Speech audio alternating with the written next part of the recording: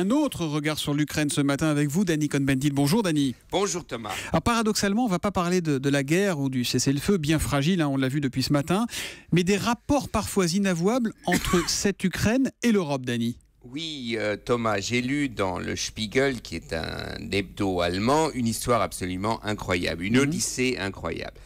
Hassan Hirsi a 15 ans, il y a quelques années, où son père, il vit dans un petit village au sud de la Somalie, son père a été tué par des islamistes, sa mère et lui fuient à Mogadiscio. Là, en fait, sur le marché noir, ils achètent des faux papiers et sa mère lui dit « Va-t'en, tu n'as pas d'avenir dans notre pays ».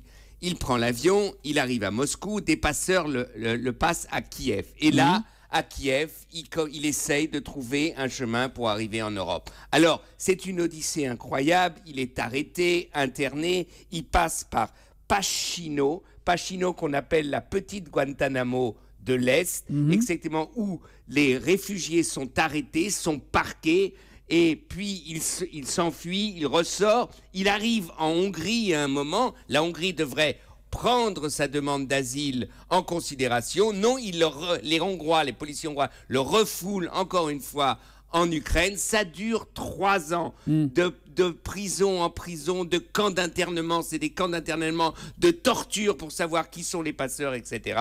Et puis à la fin, après une grève de la faim de plusieurs mois, de plusieurs semaines, etc., il arrive à s'enfuir, il arrive à passer par la Slovaquie et aujourd'hui, il arrive en 2013 en Allemagne. Aujourd'hui, il a 5 heures de cours d'allemand par jour. Il rêve de devenir un mécanicien. Attendez, je voudrais qu'on revienne sur ce Pachino. Là, ça veut dire quoi? Que l'Union européenne finance des mini-Guantanamo à nos frontières, c'est ça? Exactement. 30 millions d'euros sont donnés chaque année, sont transférés à l'Ukraine pour qu'elle organise des camps, ce qu'on appelle des camps d'hébergement. Mais ce ne sont pas des camps d'hébergement, ce sont des camps d'internement.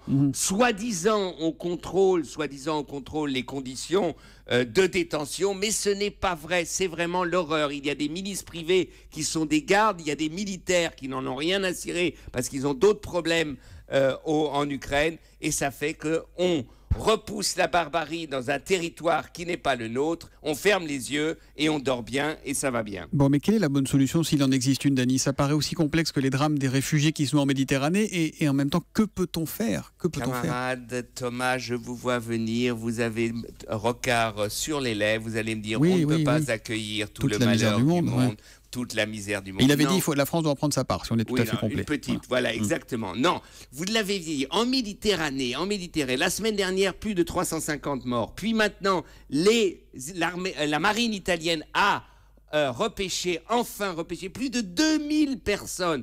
Thomas, il faut se faire à l'évidence, les réfugiés arrivent, les conditions dans le monde sont terribles, donc il faut organiser l'accueil des réfugiés, voir ceux qui peuvent rester, ceux qu'on pourra donner une chance de repartir, je ne sais pas comment, je n'ai pas de réponse à tout, mais de fermer les yeux, de dormir et de croire que comme cela, on n'a pas de problème de réfugiés, c'est ignoble, c'est incroyable, ils meurent, ils souffrent, et pour nous, ça veut dire que nous sommes incapables de trouver des solutions, et le diable trouve des solutions pour nous. Voilà, commençons par ouvrir les yeux, nous dit ce matin Danny Cohn-Bendit. L'humeur de Danny tous les matins à 8h-5 sur Europe 1. On se retrouve demain? À demain. Allez, à demain, Danny.